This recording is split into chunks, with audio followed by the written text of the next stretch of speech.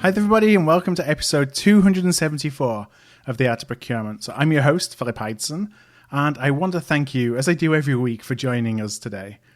So as you can probably imagine, there's a lot of work that goes on behind the scenes to be able to publish each one of these episodes. And one of the things that really can sometimes take time is getting the approval from corporate communications for when we interview practitioner-side guests. And, it's something that we often need to get before we can hit publish. So unfortunately, the show that we had originally scheduled for today, we've actually had to move up in the calendar because the corporate comms approval didn't come through in time. But worry not. I've been spending a lot of time the past few months working with procurement teams on their transformation journey. That journey from being a tactical function to becoming a strategic one. So this journey, it always must begin by inspiring people on the art of the possible. And, this often has to be members of your procurement team themselves, to rethink the possibilities of what procurement can achieve, but also senior executives and stakeholders and what they can expect from a fully functional procurement team. So today, I'm actually going to share a few ways to really sell the art of the possible to our executive stakeholders and some of the steps to go through to get their buy-in for a procurement change journey. Now, before I go into today's episode, I do want to do a little bit of housekeeping. And first of all, I just want to thank Tradov for their support of Procurement Thought Leadership and for sponsoring this episode of Art of Procurement. So Tradov eliminates pain points for business buyers and sellers, whether it's purchasing urgency, unaligned buying and selling processes, lack of communication and transparency within their own teams, and difficulties discovering new suppliers. So one of the things you can do with Tradov is actually build your own private network or community portal, and you can do that for free. So for example, you can create a private network within Tradov where your entire procurement team can share information, post thought leadership, and start group discussions. It's a little bit like a hybrid of LinkedIn, Slack, and a wiki page that really brings together all your team communications into one place. Now switch over to the public areas of Tradov, and you'll join a community of over 250,000 buyers and sellers. As a buyer, you can post your supply needs, and Tradov will notify the best suited sellers worldwide. This gives buyers an opportunity to find new suppliers, receive multiple proposals, and become better informed on the market dynamics of that product or service that they're buying. And finally, buyers and sellers then have the opportunity to transact via Tradov's B2B blockchain solution. So to join Tradov for free, whether it's to create a private network for your team or to discover new suppliers for your next sourcing event, just go to artofprocurement.com/Tradov. That's artofprocurement.com/Tradov. I also want to let you know that we've just announced the details of our next AOP Live webinar session. So if you recall, AOP Live is a webinar where really you're in control of the conversation. So we don't have any slides at all. It's like a podcast. It's really like a video podcast where I have a one-on-one interview. Only you get to send the questions in advance. And also, as we are going through the webinar, so you get to ask those questions live. Well, on October the 29th, 2019, at 11 a.m. Eastern Time, I'm going to be interviewing Joe Yakura. Joe is the former CPO of Fannie Mae, Bank of America, and American Express. Joe is also the co-author, along with Robert Hanfield of NC State University, of the upcoming third annual Procurement Data Quality and Governance Report. So we're going to be discussing the findings of the report, along with tips on how you can master the procurement data challenge. And I really want to thank iValuer for making this AOP Live session possible. To register for that, you can actually just go to the link in today's show notes, which is artofprocurement.com episode 274, or go to the landing page for the webinar directly. That's artofprocurement.com/AOP Live Data Challenge. Okay, finally, in terms of housekeeping, I do actually just want to talk a little bit about Art of Procurement and our partners with companies like Tradov and iValuer. So long-time listeners will recall that I've talked in previous pods about our experimentation with sponsorship. And to be honest, it's kind of been a difficult one to know really what is the most appropriate thing to do. The reality is that the Art of Procurement does require a lot of investment to be able to keep publishing every single week. There's a lot of time that goes into each one of these podcasts.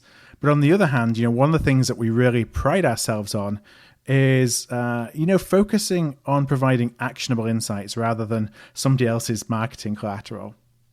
So early in 2019, we developed our first brand partnership program, and included in that was ways that we could work with providers to share their thought leadership through our AOP Live webinar program, through title sponsorship, and to create special series.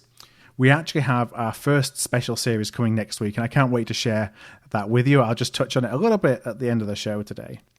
But as I mentioned before, our aim is to provide content that helps you elevate the role of procurement. So if you ever believe that we're not doing that, I truly want you to let me know, because that's the only way that we really get to know whether what we are doing is valuable or not for you. But everything that we really try and put out there from an art of procurement perspective is truly focused on elevating procurement and helping you drive change within your organizations. Now, for any organizations who are interested in working with us in 2020, whether that's to create content for your channels, to keynote or facilitate events, or to sponsor Art of Procurement, as our title sponsor, just please do let me know, because we're putting the finishing touches on our 2020 brand partnership guide as I speak. All right, well, thank you so much for sticking with me. So as I mentioned at the beginning of the show, I spend a lot of time either directly selling the potential for procurement to non-procurement executives, or helping to prepare and coach procurement leaders in doing the same. And so today I thought I'd share some tips based on my experience on how you can really increase your chances of getting your executive team to buy into and therefore make the necessary investments in a change or transformation initiative. And I really have this kind of bucketed into 6 different steps that you can take. So first of all, really, really important, starting at the beginning, is to really understand and address your current state and also the failures of the past. So I think about this as self-awareness. Really being aware of where you are today is the foundational building block of being able to go on a journey to get to somewhere else. You can do that through executive interviews, through advisory groups or focus groups, for example, stakeholder surveys, lots of different ways that you can solicit feedback. But doing so demonstrates, one, that you want to know, how you have been doing and how you are perceived within the organization. And that lets you know kind of the depth of perhaps the challenges that you have in driving change and in changing the hearts and minds, where to particularly focus on as you're starting your communication around what procurement can do. Just a really good baseline of where are we now so we can figure out where we want to go tomorrow. Now, once you have that self-awareness, the second element is really to look at understanding the business challenges and the opportunities. So this goes a lot broader than just procurement. What as a business are the main challenges that you are faced with? What as a business are some of the things that you are doing to drive growth?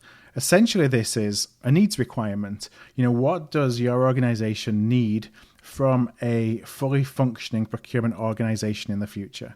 That may not be something that your executives particularly know, because that's a journey that you're going to take them on. But you know the right questions to ask to actually start to figure out, okay, these are the challenges, these are the opportunities. Now I've got an idea of what procurement can do to help and how I can position that. So you have the self-awareness, then you have a needs requirement. The third thing I see is really painting the art of the possible.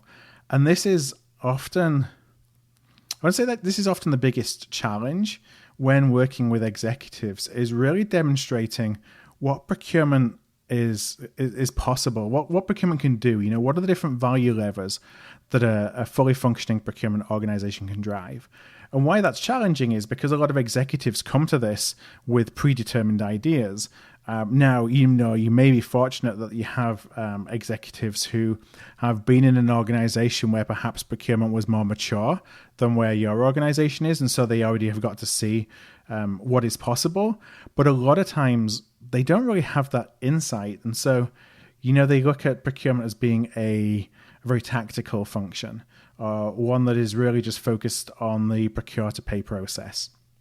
So with needs assessment in hand, you can then start to paint the art of what is possible and how procurement can address some of those needs and some of those challenges from the organization based on best practices, based on, going beyond kind of the traditional procurement value proposition, I would say, because this is where you start to change. I talked about hearts and minds before. This is where you start to change the hearts and minds and help folks really buy into, what, there is a bigger role in this organization for procurement. We do need help that goes beyond what we thought procurement was able to deliver for us. So in painting the art of the possible, the fourth thing then is to do a gap analysis. Where are you today versus what do you need as a procurement organization tomorrow to be able to execute on the art of the possible? Because the worst thing we can do is paint the art of the possible and then obviously not be able to deliver on it. So that is your essentially the kind of big picture transformation roadmap in terms of, okay, this is where we are, this is where we need to go, these are the steps that we need to take. And those steps can be people, it's kind of cliche, right? But people, the process, the technology. How do we need to focus in all those different areas to close the gap to where we want to be? As we look at that, as you think of the different elements of procurement as well, I think what's really important to say is that you don't need to strive to be the best procurement organization in everything that procurement can do. There are going to be some things that are more important to your organization than others. So it's about kind of looking and saying, okay, in my organization, it's going to be really important that we've got a strong focus on supplier relationship management, let's say. And so we're going to look at supplier relationship management as something that we really want to, when we do our gap analysis, we really want to focus on in the future because that's important to us. There can be other areas that you want to focus on. For example, we want to make the process for buying till spend as seamless and as smooth as possible so that our stakeholders, our business users don't even need to touch procurement. So then you look at that and say, okay, that's really important to me. But you may look at those and say, that's not really important to me. So you give them less of an importance as you build that gap analysis. But that's really where you look at it. You're going to find some points that are going to be important to you to really deliver through procurement on meeting those challenges and opportunities that you identified. There'll be some things that just aren't as important. So just kind of look at all that and how it maps out. So with that kind of gap analysis, the fifth area to do in this process is obviously to look at a business plan and the investment that you need to close that gap. But what I would say about that is so often I see business plans for procurement transformation focus solely on cost savings because it's the easy metric to measure. We'll go and say, okay, we want $1 million of investment. We're going to return 5x within 18 to 24 months in cost savings. There's your decision, and we try and map that out as being as easy decision as possible. But the reality is, a lot of times the business isn't necessarily just interested in cost savings, because they're looking at the investments in procurement along with a whole host of other investments that they have the potential to spend their money, other places that they can spend their money. And so cost savings and showing an ROI on that alone maybe is one area where at least you can say this is going to be cost neutral and should be more than cost neutral. But, there are other measures to consider. So efficiency, agility, increasing risk mitigation, things that may be more important to your organization that obviously are levers that procurement can pull. One organization that I know is they're in an industry where their staff, it's very, very hard to get the staff that they need to actually deliver on their value proposition. And those staff are getting more and more expensive because of a talent gap, essentially. And so what's important to them is how many hours can I take away from those really highly paid and difficult to get hold of people so that they can do the job that I'm paying them for instead of them getting in the weeds and doing RFPs and doing supplier management. So that is actually more important to that organization than it is in saving money. So again, it's looking at ROI and measuring that and positioning it in a way that is really going to resonate with the executives as opposed to just assuming it's a simple cash calculation.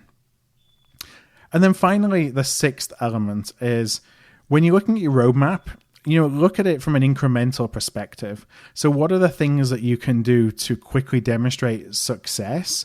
Because, you got to remember that a lot of the executives are coming to this with perhaps negative experiences of procurement, or they're kind of...